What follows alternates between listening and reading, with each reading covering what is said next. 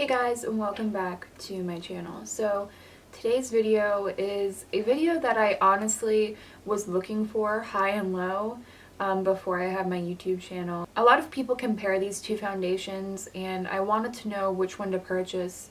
It's such a huge purchase when you buy luxury makeup. Finally, during the VIB sale, I also bought the Giorgio Armani Luminous Silk Foundation. So today's video is going to be a versus video in my series comparing these two products. I want to jump right in. First, let's start off with my all-time favorite, the one I've been using the longest, which is the Giorgio Aqua Foundation. This retails for $62, I believe. You get 1 fluid ounce, and I have the shade 012.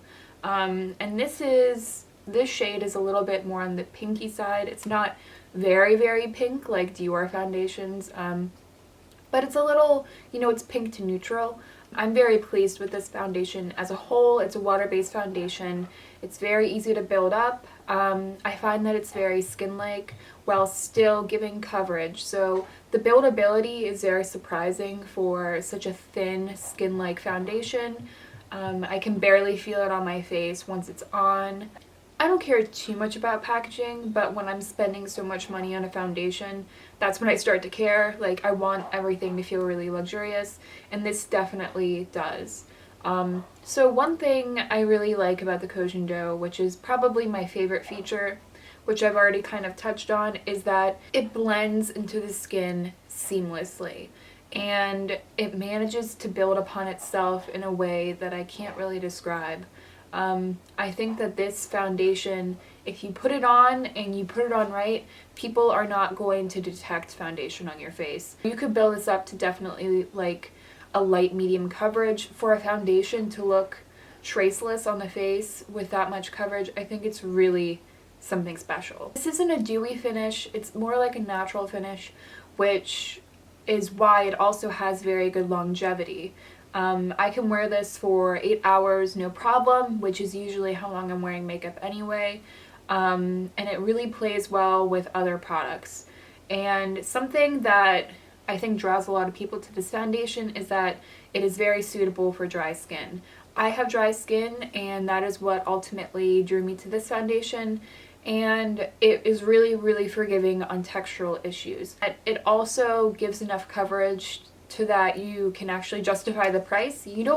I feel like no one really wants to spend a lot of money on something that gives no coverage whatsoever, which I think this is a really, really good balance for that reason. I really, really love this foundation, which is why, I think it's probably my most used foundation that I have been wearing in 2016.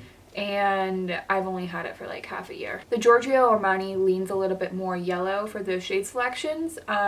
I got mine in the shade 2, and this is a pretty good match. It's actually what I'm wearing today. One thing I really love about this foundation is I imagine it would be beautiful for photography. It definitely gives, I wouldn't say this is a luminous. I'm not wearing any highlight, and you can kind of see that it catches the light in a really beautiful way. I wouldn't say that this is a very luminous foundation, but it's a little bit more luminous than the Giorgio. I think that this is a little bit heavier going on. Now, on my face, it doesn't feel very heavy, so I do want to make that clear. I think that it feels very comfortable on the skin. This is a little bit less forgiving on dry patches.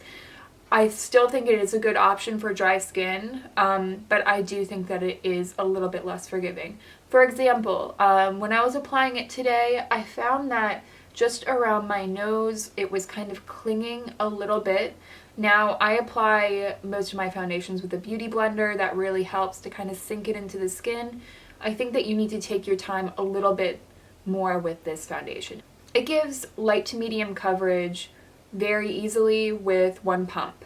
And I find that if I build this up too much, it can start to look more apparent on the skin. I think that coverage-wise, right off the bat, they are comparable, but the Giorgio has a little bit less.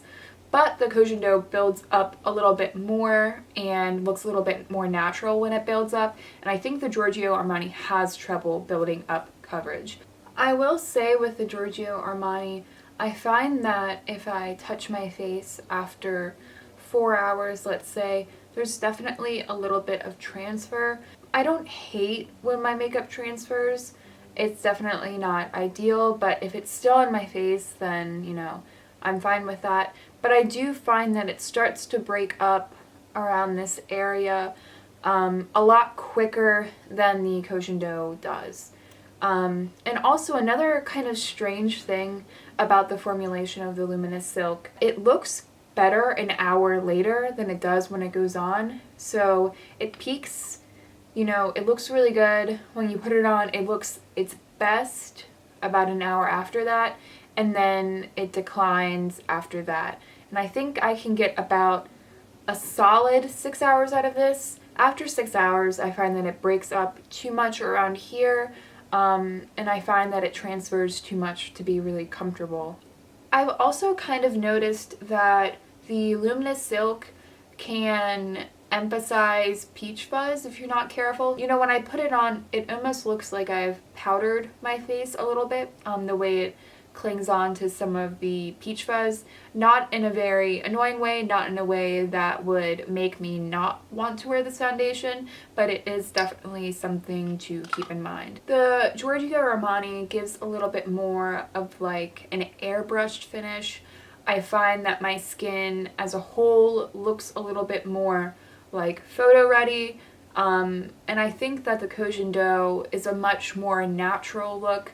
I think part of the reason why people compare these two foundations is because they both have very similar coverage and they both want to look as much like skin as possible. But I think at the end of the day, the Luminous Silk is much better for people who prefer a perfected look, people that want an almost airbrushed look, people that are taking a lot of photos. I think the Cushion works better for everyday. It works better for people that prefer a very skin-like finish. They look similar on the skin, but I think that a lot of you will definitely notice a difference if you have dry skin.